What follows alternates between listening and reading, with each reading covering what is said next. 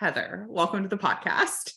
I'm going to dive in with this, which is that I just spent like an hour earlier today just going down a rabbit hole of your YouTube channel, and it's so good, which is like probably what every creator wants. But like, I found myself like laughing out loud.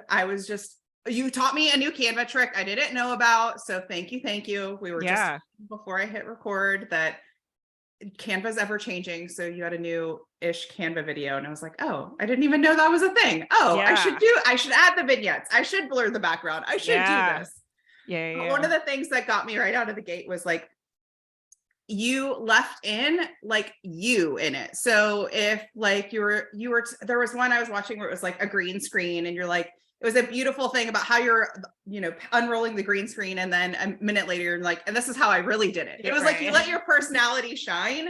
And that's what I loved about it. So those were the moments that I was like, I dig that so much about you. So I appreciate that so much because it's very intentional. And I didn't always do it that way, but I'm glad it's resonating. So thanks. And I think too, it's like one of the conversations that's been buzzing around is like with AI. We were just saying something about AI.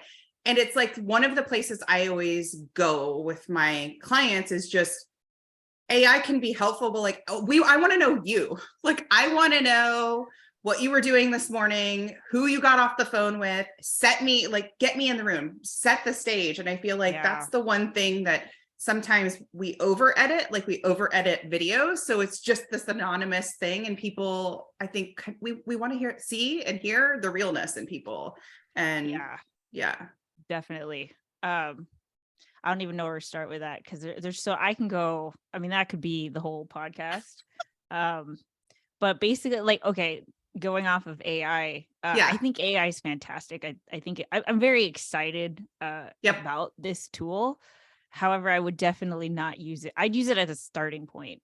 That's right. It's a great starting point. For me, I'm a kind of a bad visualizer. So to be able to see options and then like iterate from there it's really like catapulted my brainstorming. But I think especially in a world with AI, it's even more crucial for you to put your individuality onto it.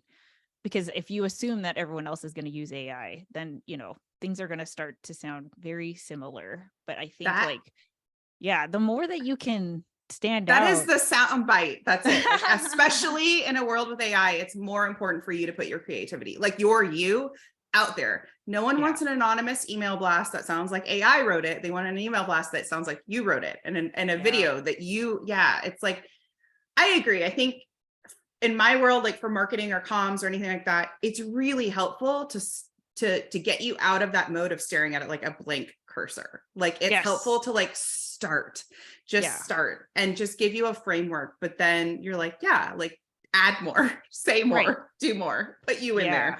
Yeah. And I think the fear with video is that it's like, actually, I'm not really sure what it is, but I feel like this is my 7th year being on YouTube. And in all the time I've done it, I feel like the thing that holds people back is this, obviously we want to look our best, but those aren't the videos that resonate with me. And I think if people, especially with, the short form vertical content, we've seen that it's not necessarily the best that makes the most impact or resonates more. And for some reason, when we're trying to create content and put ourselves out there, that's the part we edit out. Well, I think it's like that piece of feeling like it's forever, it's on video. And you're also, I do think this is what I've experienced this too, is like, if you're on video and you're putting your own ideas out there on video, you're giving people you on a platter and you're like, judge me. That's what it feels like, right? Yeah. Where you're like, and that's where so many people get that paralysis, or they just over edit. Or, I've had clients that will go all the way to the point of like creating and editing and then just never post it. Right. Of all the sticking points along the way. Yeah. Yeah, totally. I get it. I feel like there's also a lot of expectation in terms of, well, it took, making videos is hard. And if you're going to go through all that effort of like looking your best, Mhm. you know, writing out this outline or this script or whatever, editing it, you want there to be some kind of ROI, of course, you Mhm. know, and you know, I could tell you it's not going to happen in one video. Uh, Uh-huh. but I think that's why it's like the more seamless that you can integrate video and communicating through video into your daily business operations, I Yeah. feel like it's not going to be so much of a leap every time you have to go push record. Yep. Which is why, like, you know, for example, um in my Instagram stories, I was talking about, like, you know, I had to take a break with Mhm. YouTube for a little bit, taking a break off of being on camera and stuff. And then I was trying to get back into it. And I was talking about how, like, okay, I've done this 7 years. I've made 1,000 videos, how many live streams, podcasts, et cetera, et cetera. But I'm still stuck here with the phone. Like, how do I communicate my idea? Like, how do I get this out? And I just decided to record that, like that Yeah. feeling onto my Yeah. Instagram stories. And then you saw it. And now we're doing Yep. this podcast. That's right. So it's like, It was like so human and so relatable. And I also loved that that moment was something that there are so many people who have never produced a single video who would have thought you would have never experienced that 7 years right. later. Does that make sense? Of like, Yeah. well, no, she's the pro. Like she totally knows what she's doing. She wouldn't ever, gets out of bed in the morning and it just goes perfectly. Like, you know what I mean? Like Right. that really is like, we think that there's some sort of finish line, whatever the goal is, you know, whether Right. it's creating beautiful content or, you know, mastering something, that there's some sort of end game where it just is always easy. And I'm like, Yeah. I think that's also too where I just felt like this nodding along of like, yeah, sometimes it's not. Sometimes there's a wall. Sometimes there's a creative, you know, happen. Yeah. I think for me, what it was like just accepting the fact that there never will be this time where I have it all down. There's Mhm. definitely times where I feel like, okay, I'm at my best. Yep. But more often than not, I'm not operating at 100% and I still got to get stuff done. And it's just getting used to that feeling. Yeah. That feeling right there, operating in, like, you know, this is the best that I can do. Of course, like figuring out, Yeah. all right, maybe I got to wait a day or whatever. What would you Uh, call that feeling? yeah, anxiety. Yeah. Okay. So like one of the things that I teach a lot of classes on is this idea of like, don't wait for it to like feel like you've got everything ready to go. Just let it be uncomfortable. Like, Yeah, especially like for fundraisers, like just go, just make the pitch. Um, so yeah, let there just be anxiety. Like, don't wait for the anxiety to go away. Yeah. Like it's always kind of there or it sometimes is. not. Yeah, and honestly though, I feel like for me, it's a weird thing to talk about here, especially on a podcast that's like about marketing. We're all trying to grow our business. I get it, but like Mhm. honestly, showing the anxiety has like worked to my, I don't want to say advantage because I feel like Mhm. that's like, you know, the wrong way to put it, but being vulnerable and showing that, like, showing just the reality of it. It's not even like, oh, I constantly mess up and, you know, that's Yeah. fine, but just like the reality of this is exactly what it is. I think that makes more of an impression Yeah. than whatever perfect vision I had in my head, but you know, when I woke up that morning and, you know, this is what I want it to look like and this is what it actually ends up being. Yep. A lot of the times I feel like the thing that it ends up being is the thing that ends up being more impactful. It's So, reminding me of this post of a community I'm in. And this founder was saying like, they didn't know what to post between now and probably like the 6 weeks between now and when they get their 501c3 status or nonprofit status. Like there's no content to post because they haven't gotten it yet. And I was like, dude, that is the content to yeah, that post. is Like it. Yeah, that is that's the it. story. Like Right. that's the story. Like that's the part of like, what is that like for you? I mean, I would imagine you feel disappointed. You thought you would get it sooner. Right. What's happening behind the scenes? Like, well, walk us through all that. Like, I want to be in the car with you. I want to be part of that. And I could tell there was this block for her of like, no, like what the announcement post, we've got it. That's the post I want. And I'm like, well, we'll get there too. But how do you build community between now and then? You let people in, right? You show Right. them. Of Yeah. course. Because Yeah. that's the buy-in, right? And so, like, before I quit my marketing career, which was actually in nonprofit too, Amazing. um, out of Welcome college. back. Yeah. Me and a couple college friends started a nonprofit, and I totally remember that whole like 501c3 Yeah. headache process and waiting for it and stuff like that. That, I don't know, that was like 2011 maybe. Uh-huh. So the world was totally different. But when I started my YouTube channel in 2016, I started it with the intention of documenting my journey and starting a business. That's it. There was Yep. no like, oh, I hope I grow my business. I hope this is like a marketing thing. I hope like I get a bunch of followers or anything. Like literally, it was just, I remember what it was like to start something. That was an incredible experience. I want to be able to look back to see what becomes of this insane decision that I'm making. And so Yeah. I'm just going to make videos talking about that, and that's it. Like that's where it led me, or that's all I had, like, the expectations of it. And then talking about, okay, how do I come up with a business name? How do I remember filing like for my business. I was at the courthouse at the Uh-huh. same like place where people get their marriage licenses. And I was like, look Uh-huh. how happy they are. Like I feel that same happiness, but I'm totally alone because my parents don't approve of what I'm doing. My friends have, they're all at work. They're They all don't at get their it. jobs, They their don't get it. careers. Yep. Yeah. Yep. And so like it was all those moments that like I feel proud. I want to keep this for me. And I had no idea that people all around the world were going to resonate with that. We're going to Mm. see something of themselves in that. We're going to feel like they were living vicariously through me in some way. Like that was not my intention, but that's what happened. And if I had gone into it thinking like, okay, this is my uh this is my value proposition. This is how I'm going to Mm-hmm. position myself as a business owner and my business and all of this stuff. I would not have I would have the strategy would have been totally different. Well, first of all, there Yeah. would have been a strategy. I didn't have a Yeah. strategy before. It was Yeah. just kind of like I was going and sharing that story of like me figuring it out, me going through all these hard lessons. Like a lot of my Yeah. early vlogs were me just crying because every time I would get on the phone with my parents, they were like, "So you're going to apply for a job yet? Like, what is this YouTube thing that you're doing? Uh-huh. Like content creation? You can't, that can't be a real thing." And just figuring that all out ended up being the thing that built my brand.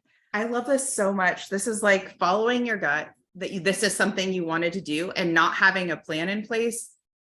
Like I stopped making marketing plans years ago because I was like, we don't need another marketing plan. You need to go. Like you need to go do the thing you want to do. And Yeah. I love that so much. I'm trying to find a comment of I don't think I'm gonna find it. So like just another example of this Yeah. is I got a comment. I still get this comment like once a year, but someone left me a comment that was something like, "Oh, Heather, like I see where you're going and like I'm excited for your progress, but now what you have to do is like get rid of your purple hair and your baseball cap, backwards baseball cap so that people can take you seriously. And no one with a budget is ever going to work with someone who Oh like my. dresses like you and acts like you or whatever. Like you need to, and like okay, when I tell you that comment, you cover your face and I cry, have so many right? thoughts Like, about it. yeah, Yeah. right. And the comment is directed at me, who's Yeah. still figuring this out, of course, like my gut instinct is to feel like I'm doing something wrong, to 100%. feel Yeah. like, okay, here's this person who like can eloquently describe, and I can tell it's coming from a place of good intentions. Like, Yeah. they're This is not what a trying to, serious business does. Yeah. yes. And like, I want to say that same year, one of my like favorite clients, we worked together for years. Man, we did like so many awesome projects together, specifically hired me because Uh-huh. of my purple hair.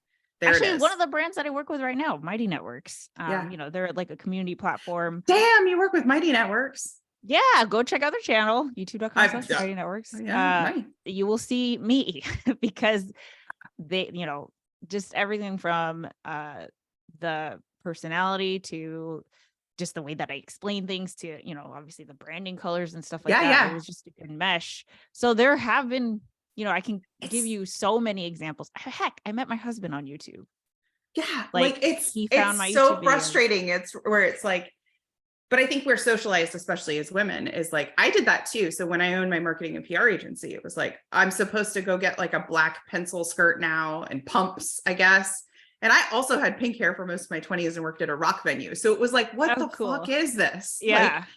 So and like then it just goes to show that, especially in this world, like it- whoever is going to tell you like this is the way to do it, there's yeah, always going to be someone who's doing it the total opposite and also seeing success. So like that's the so it's hard like, who do part. you want to be your people? Like, Right. go, yeah, yeah, The hard part is that there is no template. The hard part is that yeah. there is no formula. The hard part is that there is no instruction manual. Because heck, I mean, sure, I'll pay $1,000 for the template and then I'll just have to do it. I don't have to like think of ideas. I don't have to be creative. I mean, it'd be so much easier. That would be Yeah. awesome.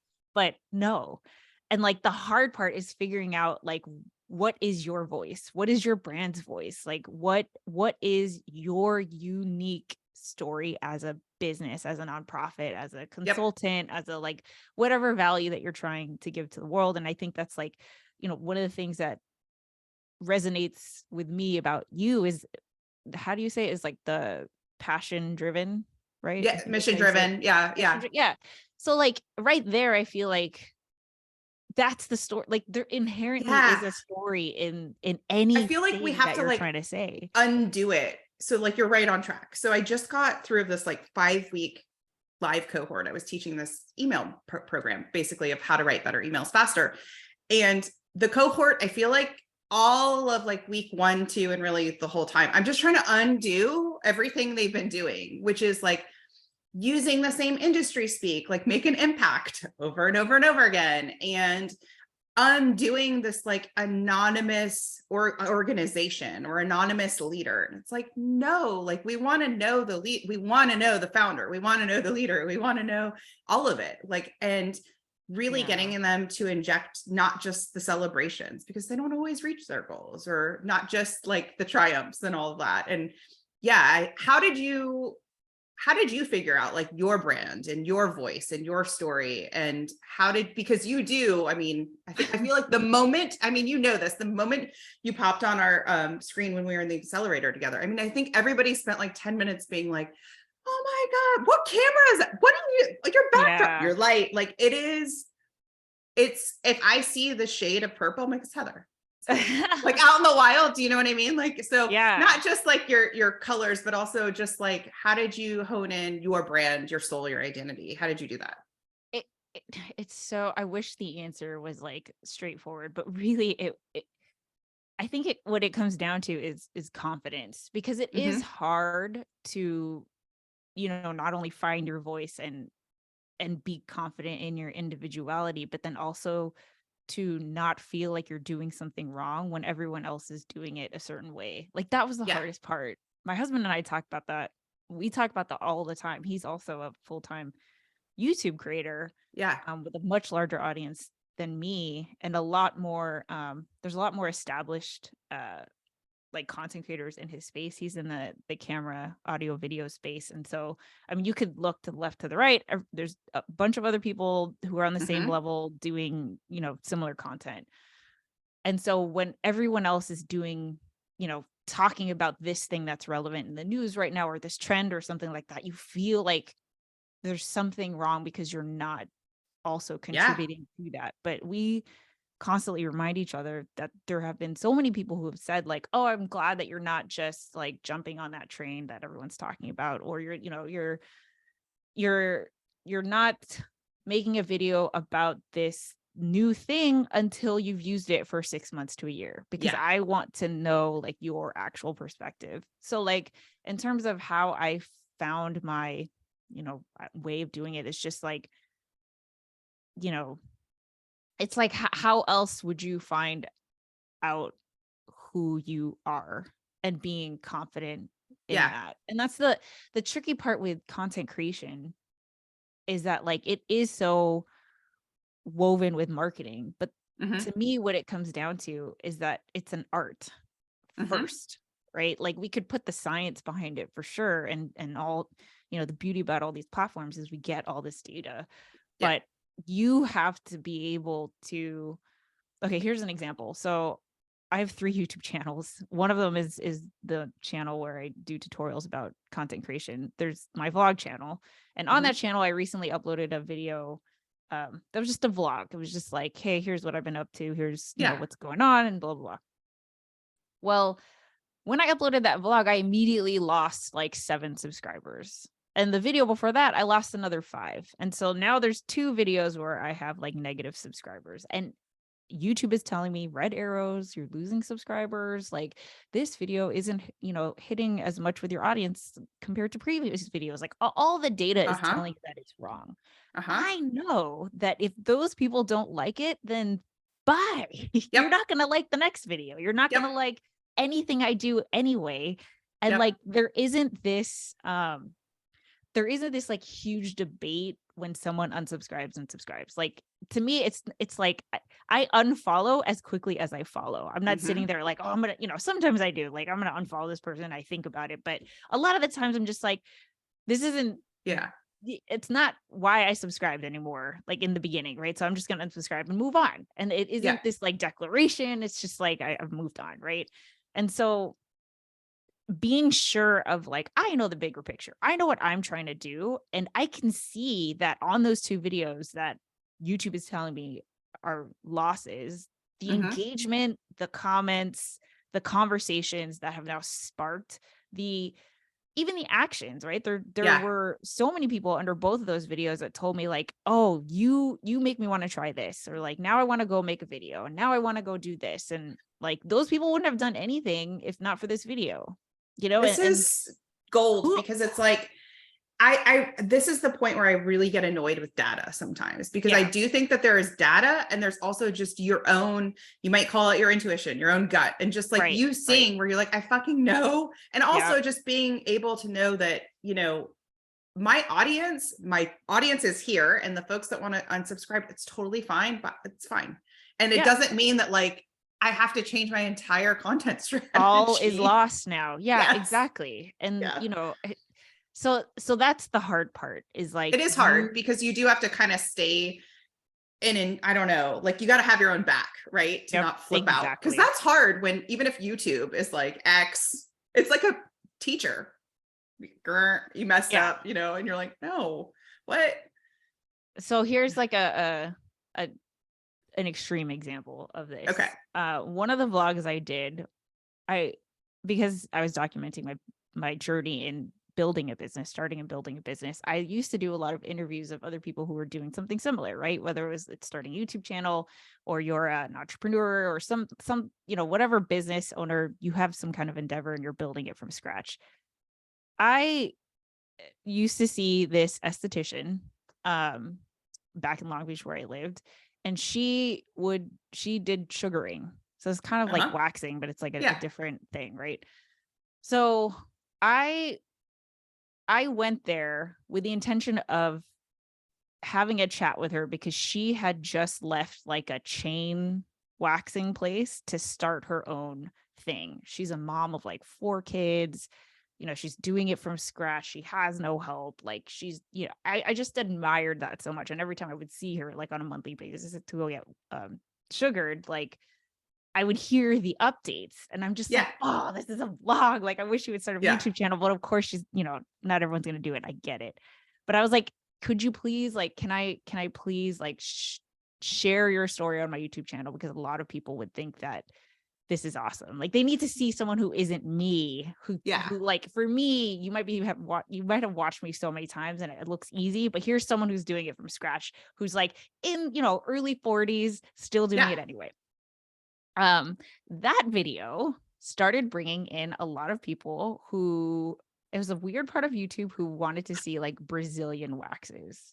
Very strange part of like, we're getting into this weird part, the underbelly. Yes. And completely not like when I first put out that video. So like the existing subscribers loved it. They loved Stacy. They loved hearing her story. And there were so many people who, who were inspired by that. And the longer that video just kind of sat on YouTube, it started picking up these just like random, Yep. just like people that I know. You're not here for the right thing. Now, because it started to pick up, there's this instinct of like, oh, it's bringing in so many views, like it's crossing 50,000, it's crossing 60,000, it's crossing 100,000. Like now my total views on my channel is about to hit 1 million because of this video, but none of these people are here for. Oh, that's so interesting. They're not Yeah. here for the right thing. And so like Yeah. all the data is green. Like, green. oh my gosh, this is the video, like make more videos like this. That's what YouTube's telling me. And like, I know, okay, as I'm having this conversation with you, everyone would tell me like, this is bad. Like this is not a good video, of course. Yeah. But when it's you and you see a video pop off, like that's that uncomfortable feeling of like, you have to be in charge regardless of what the data is telling you, or the vanity metrics that feel like they feel so good. They feel so important. Yeah. Yeah. They feel so important. And especially when you start to get to, big numbers, like tens of thousands, hundreds of thousands, like, oh man, hell yeah, I enlisted that video. I felt bad. I didn't want to, I'd never delete one of my videos because I consider each of them my babies, but I totally took it off YouTube. You can't find that video because I cannot have. That's why, like, when I get people who unsubscribe, I just figure like, oh, it's probably one of those people. Yeah, they're not my people. Yeah. Yep.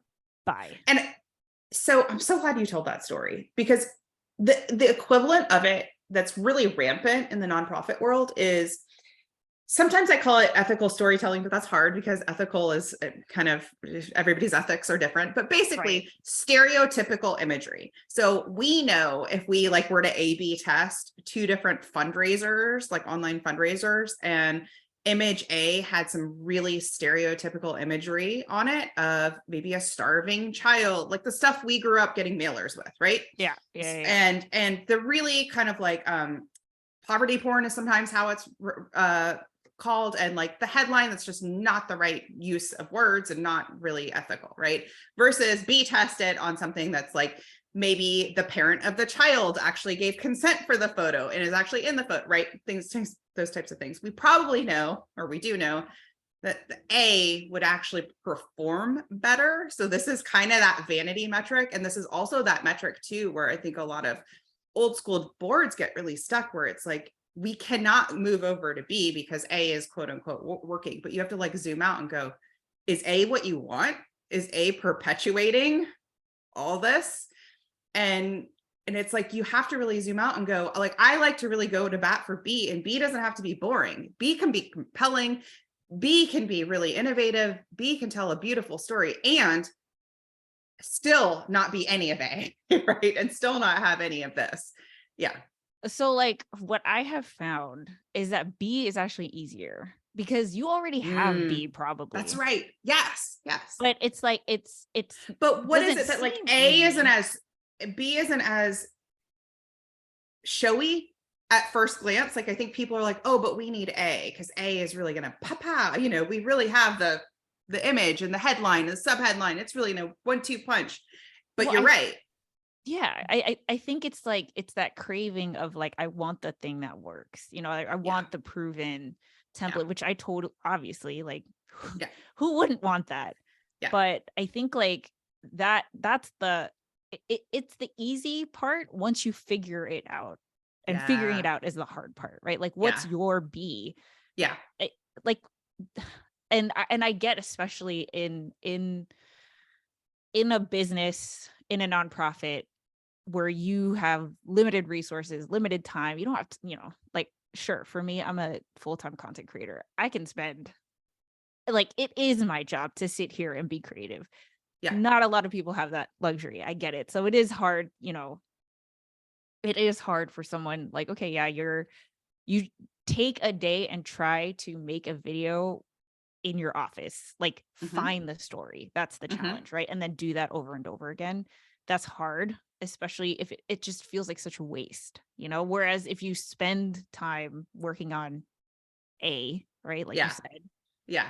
Like, you can guarantee some ROI there. You can put the same amount of time and get some ROI. Whereas like for B, if you're going through all that, like brainstorming, being creative, like there is no ROI. But what I have found in my experience is that the A has a lot of short term. The That's B right. has a lot, especially if you're on YouTube. Oh my gosh, the B will live on YouTube and work for you for as long as you keep the videos up. Like The word retention keeps coming up, like as you're speaking, like B is cultivating that like trust with your audience, and there's a retention there. And I do think that you said it may seem a little bit harder, but I mean, anything that's hard in the beginning, it does get easier.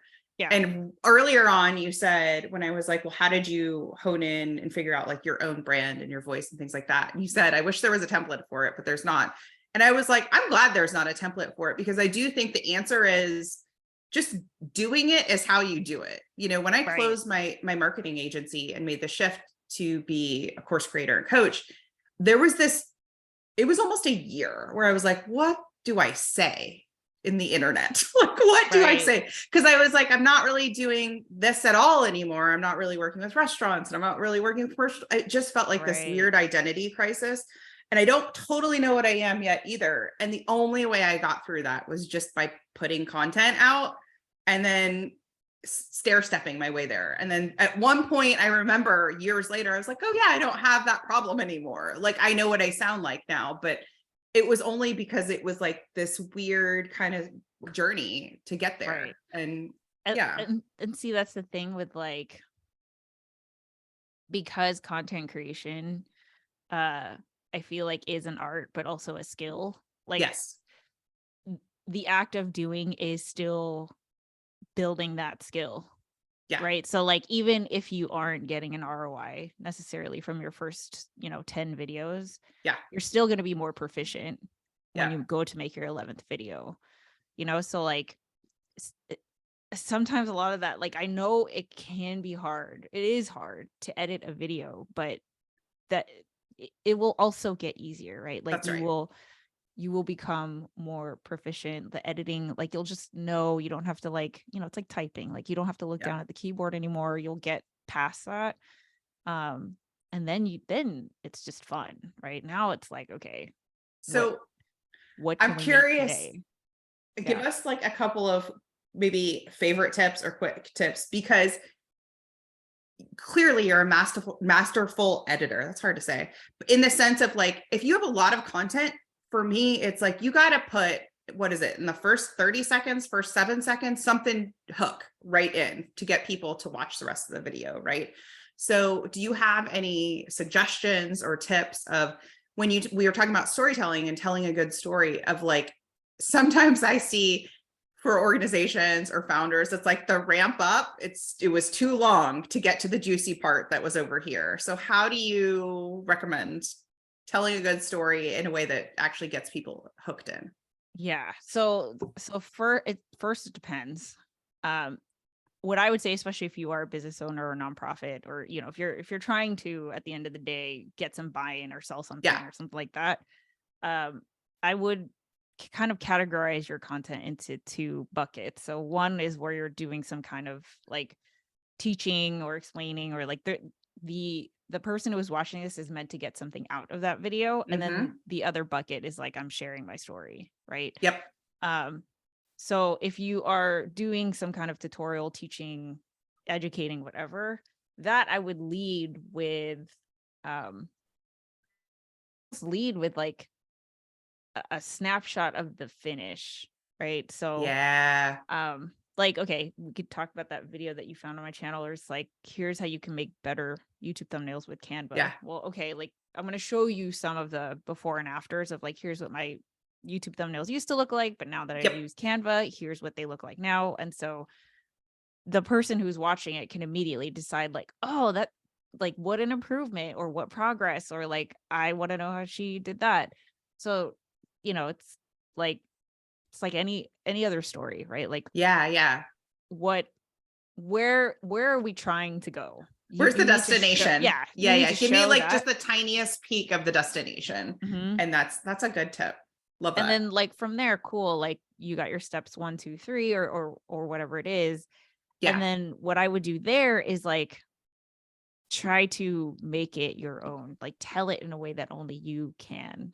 And I can't tell you what that is, right? Like, that's for you to find out. But you know, that example with the green screen, like I could have told you, like, here's a green screen. It's like $100. Yeah. It's awesome. Yeah. Right. But like, I don't know. I just felt like doing it differently. Right. So Yeah. I had my husband who's like super into cameras. He got like his fanciest, like fancy schmancy lenses and cameras and slow-mo B-roll. And like, we put some It was epic fun. Yeah. dubstep to it. Yeah. Yeah.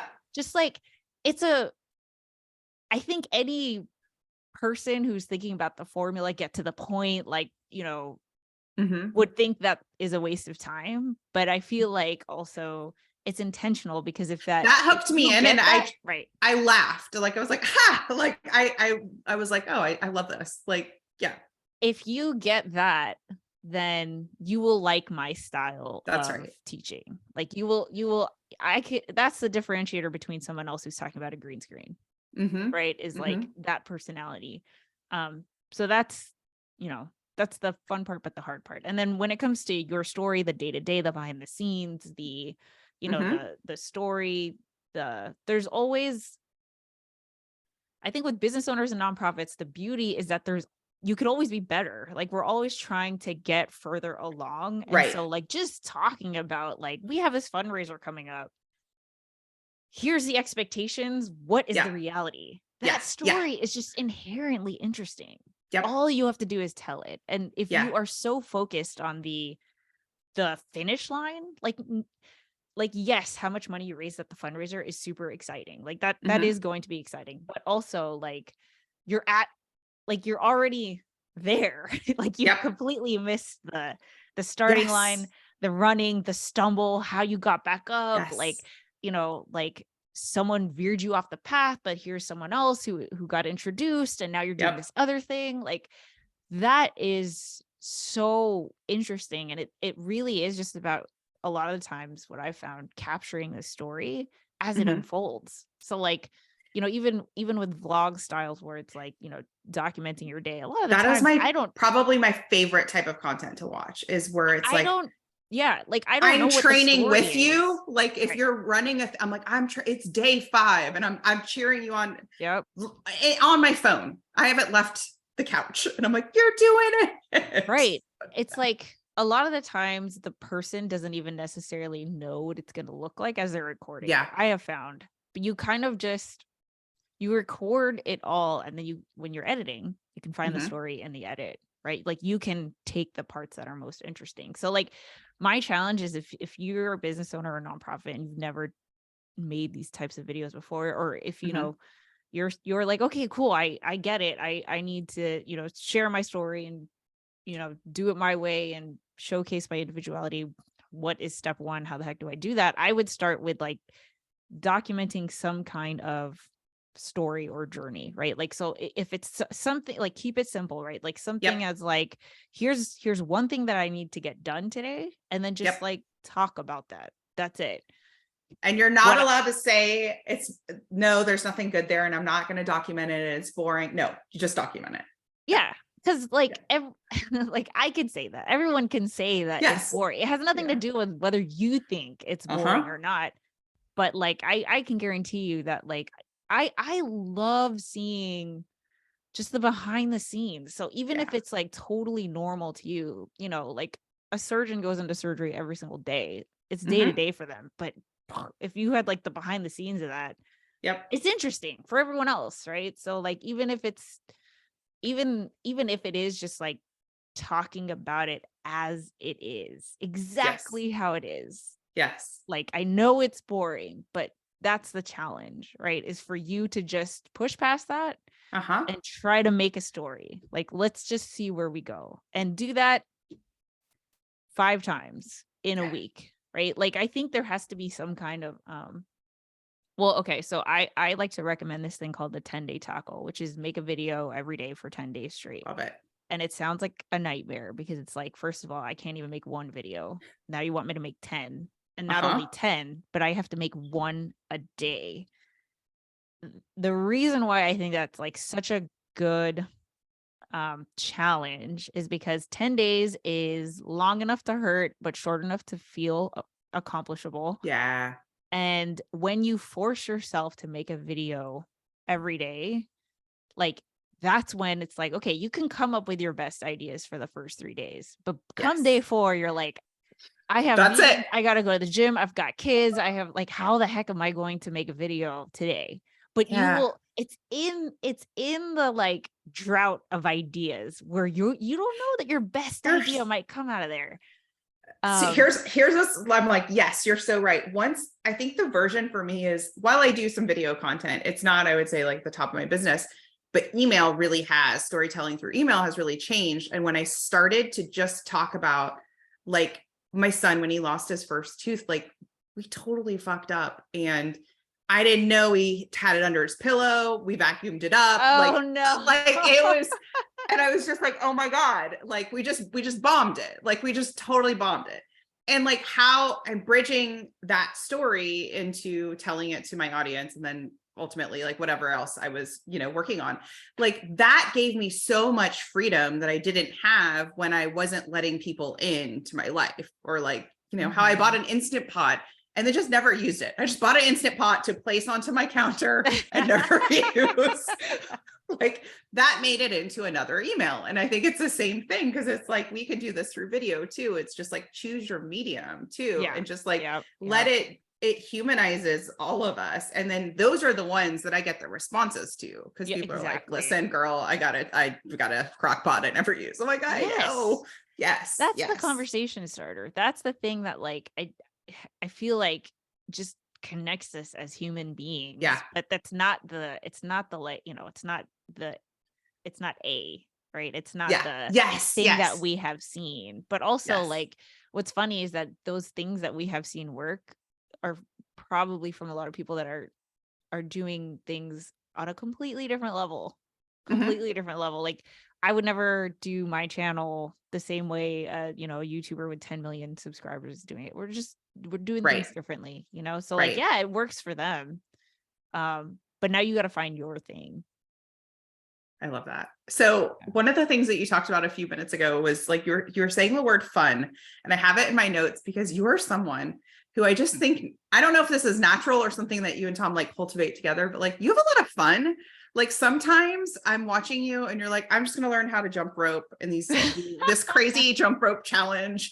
And then the next time you're like, we're doing hockey. And then the next thing, like, I feel like fun mixed with curiosity that I feel like a lot of adults don't have. Does that make sense?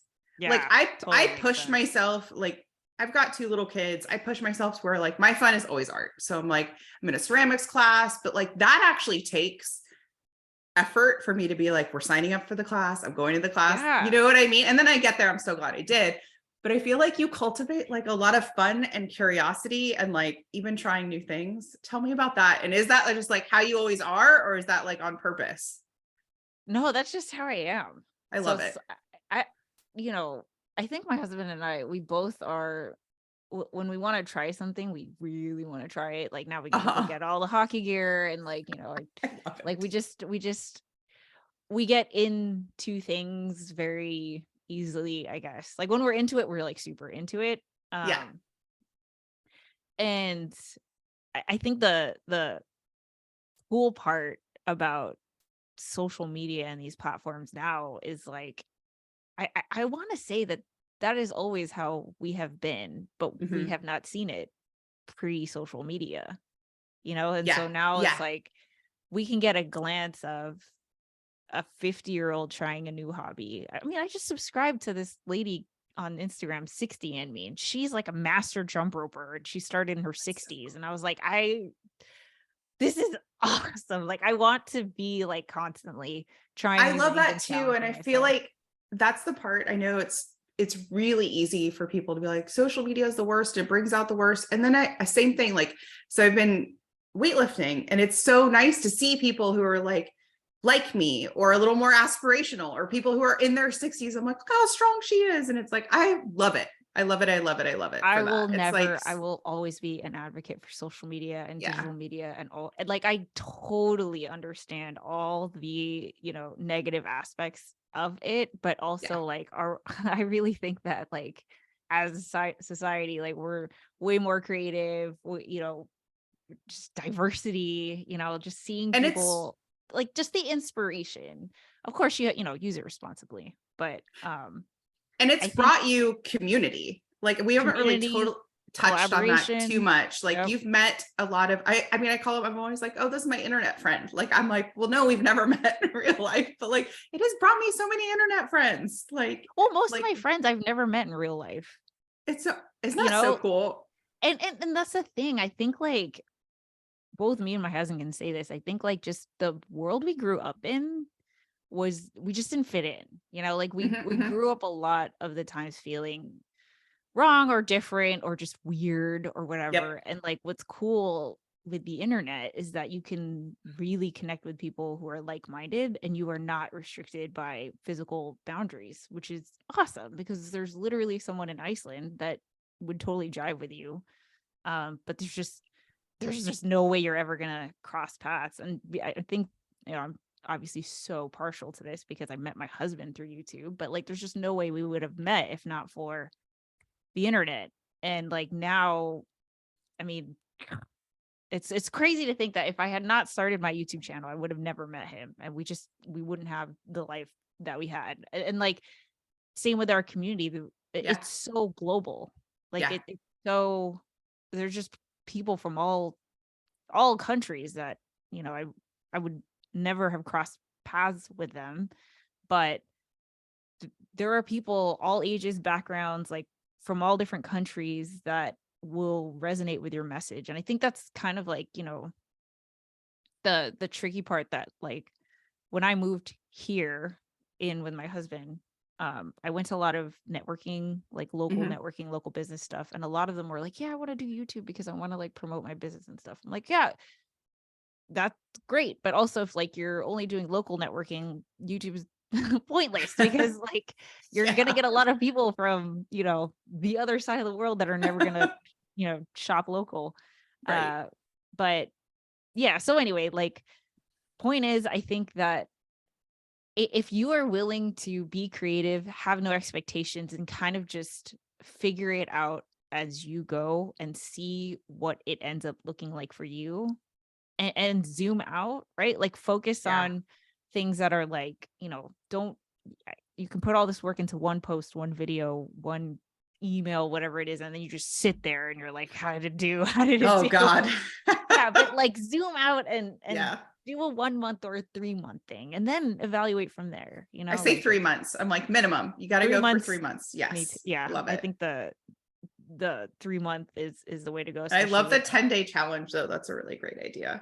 So, as we wrap up, what Yeah. is one thought that you like to think on purpose? Because I feel like as entrepreneurs, as founders, we have a lot of thoughts, some helpful Mhm. ones, some not so helpful ones. So what's one that's helpful for you? So I actually have it right here on a piece of paper. You probably can't see it, but it says just create more. That's also my brand, Heather Just Create. And Yep. I actually wrote this on a piece of paper. I don't know, I was probably 6 months into my YouTube channel. So 2016, still just like not feeling like anything was working, but my gut was telling me that I was on the right track, even though Oh, I I love just that. felt like a failure. And so I wrote down on a construction paper, like just create more. Love it. Stop overthinking. Yep. Stop analyzing. Like stop wallowing in this like this anxiety of like, well, I guess I should just stop, right? And then like it didn't help. Every time I call my mom, she's like, "What if it doesn't work? What if it doesn't work?" And I was just like, "Mom, what if it does? Like, what if it does though?" That's, oh Like, my gosh, I just recorded this past episode is about low value questions and high value questions. Low value question is what if it doesn't work? High value question is what if it does? What if yeah, it does? what What if like it what does? if it does? Like, Yes. what a crazy thing, you know? Yes. And so yeah, that's like I intentionally made my brand Heather Just Create so that every time someone So talks to good. me, it's like it's just reiterating like Heather Just Create. Yes. Heather Just Create, just keep going, just like keep creating, stop overanalyzing. Because like going back to our conversation at the very beginning, Yeah. there will never be a day where I don't Yep. feel like I'm doing something wrong, Oh yeah. or it feels like I don't question it. Like there's always going to be a time where I'm like, I don't know if this is good enough. I don't know what I'm doing. Like I'm always Yeah. going to feel that way, but just keep going. Do it in spite of that, you know? I think my flavor of it is it's working. I tell myself all the time, it's working. I love that. Cause it's like, is it working? It's working. Like, you know, it's like the other side of that. Right. So I'm like, it's working. Well, tell everyone where they can hang out with you. Give us all of the handles. Yeah. So if you want to see my tips about content creation, I'm at youtube.com/Heather Ramirez. And then if you want to see my vlog channel where I've documented my journey, it's at youtube.com/Heather Just Create. Awesome. This has been so fun. Thank you. Thank you. Thank you. Yeah. Thanks You're for awesome. having me.